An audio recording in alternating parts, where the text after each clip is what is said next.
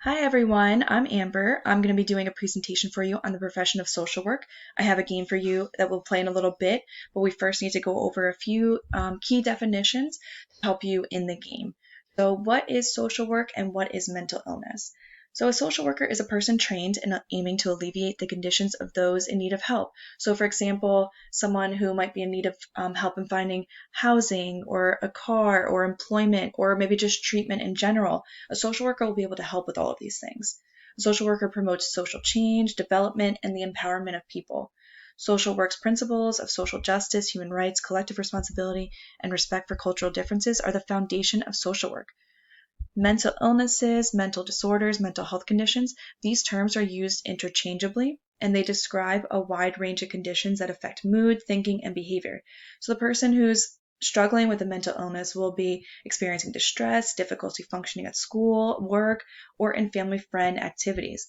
But the thing to know is that mental illnesses are very common, and it's okay to ask for help or admit that we're struggling. We wouldn't ignore a broken bone, for example. We would go to the doctor and get treatment so we heal properly. So if we're feeling overwhelmed, sad, or scared, asking for help is the best thing we can do. We also need to understand, before we play our game, what is stigma. So stigma is a negative belief or attitude about people with mental illnesses. So probably the most popular stigma out there, or the most common one, is that anyone experiencing any mental health conditions is crazy. They're a crazy person. That's what stigma is, and it could lead to a person being prejudiced against, fearful of, or rejecting of others who have mental health conditions, and which isn't fair. Um, because the person can't help it, right? The same way we can't help that we have a broken bone, we need treatment, and that's what's most important. So stigma, it's a form of disrespect, and it makes it more difficult for the person to seek the help they need to get better because these stigmas are against them. So it's important to discuss ways to reduce mental health stigmas. So the first thing we want to do is to get informed. So research and share facts about different mental illnesses to avoid misunderstanding and decrease the stigma around that mental health illness. Next, we can learn and listen. Mental illness affects everyone differently, so getting to know more about someone who has experienced mental illness can help understand the signs and symptoms to look out for. We can also be aware of our language. So mental health stigmas often involve the use of negative language and labels. So being aware of what we say can also combat the problem. So for example, to go back to the crazy example, if someone tells you that they're feeling depressed or they're feeling sad or overwhelmed or whatever it is, calling the person crazy or telling them that it's all in their head is not what we want to do. That's contributing to the stigma. So we want to be aware of how we're talking to someone so we can reduce these stigmas. Next, we can also ask more questions. Reach out to someone if they're displaying warning signs of a mental illness. And finally, we can speak up. We can reduce stigma by saying something when others are stigmatizing a person. So if someone's being bullied or made fun of or talked negatively about, then we can stand up for that person. So the warning signs of a mental illness could be changes in mood, a lowered mood, increase in mood swings. The person is maybe excessively worrying or stressing, excessive anxiety or paranoia. The person might be becoming quiet or withdrawn. They could be displaying a decrease or increase in sleep. So maybe, for example, the person is coming home from school and sleeping all afternoon. Or maybe the person is trying to fall asleep at night and is up all night long. So whether there's a decrease in the eating or sleeping, that's definitely something we want to look out for. So those are just a couple warning signs to pay attention to. So the game is next. What we're going to do is I'm going to break you guys up into partners. You're going to work with your partner. You'll get an envelope with 16 slips of paper in it. Work with your partner to decide which of the 16 slips of paper are myths and which ones are facts about mental illnesses. There's going to be 8 myths and there will be 8 facts. So when you guys have finished, raise your hand and let me know. Okay, now that we've finished the game, we're going to go over together which ones were the myths and which one were the facts. So I'm going to switch between the myths and the facts on here so you guys can see. So the first myth that we found in the envelope is that mental health illnesses are something that only adults suffer from. That's not true. The fact is that mental illness can occur in anyone, any age, gender, or race. Children, teens can also develop mental health conditions such as anxiety, depression, or panic disorders.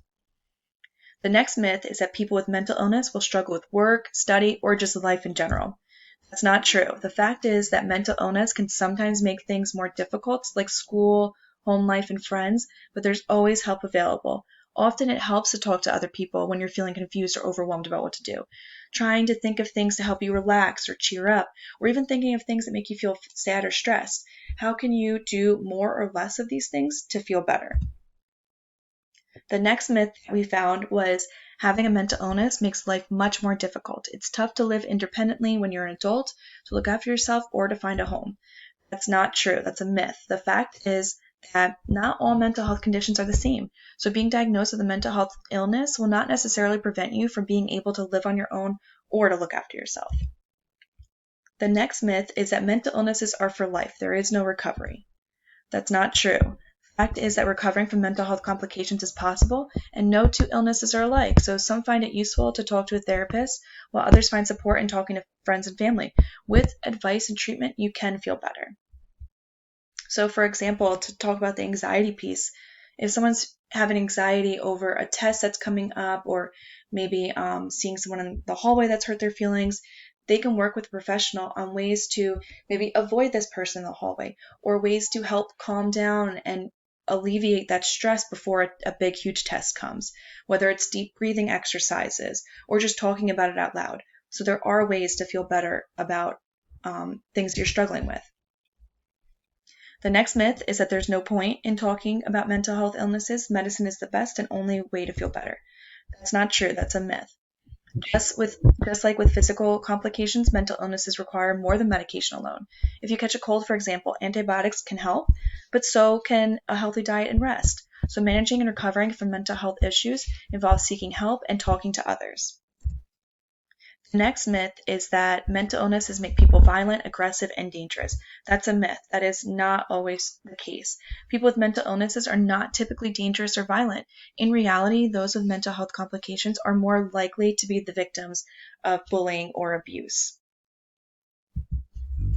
The next myth is that some minorities are more vulnerable to mental illnesses than others.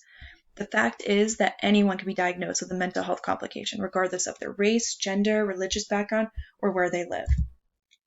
Finally, our last myth is that only weak people are diagnosed with mental illnesses. That's not true. That is a very big myth. The fact is that mental illnesses do not reflect any flaws in you or your personality. And even though they're called mental illnesses, they're not imagined and the person is not crazy. Everyone's mental health journey will look differently. But with time and treatment, you can find what makes you feel better, whether it be through therapy, social support, medication, or just a combination of those treatments. And it is possible to live a happy and quote unquote normal life despite being diagnosed with a mental health illness. And these are very important things to remember. Finally, I want to discuss as a class just a couple of different things. More often than not, those with mental health issues have usually experienced bullying or abuse of some kind. So most people have been made fun of for having this mental health condition, which isn't fair. But I want you guys to be able to, can everyone think of a time that you were bullied or you were made fun of by someone? How did that make you feel? Did you experience feelings of sadness or being scared to see that person again maybe? Maybe your heart was racing when you saw them in class, or you started sweating because you knew you had to see them again in the hallway. These are all symptoms of anxiety. Anxiety is characterized by feelings of worry, nervousness, or unease, and are strong enough to interfere with a person's daily functioning, such as wanting to stay home from school to avoid the bully, or feeling a stomach ache before they see that person. Did you know that anxiety disorders are the most common mental health disorders worldwide? So therefore, someone with anxiety is not crazy. They're not a crazy person, as any of us can experience anxiety, and probably most of us have at some time in life. And finally, why is it important that we discuss mental health issues instead of ignoring them? I want you guys to talk amongst yourself, and we'll discuss that in a little bit. And I just want to thank you guys for being a part of my presentation today and playing the game with me. I hope you guys enjoyed and learned a little bit more about just why mental health is important. Thanks.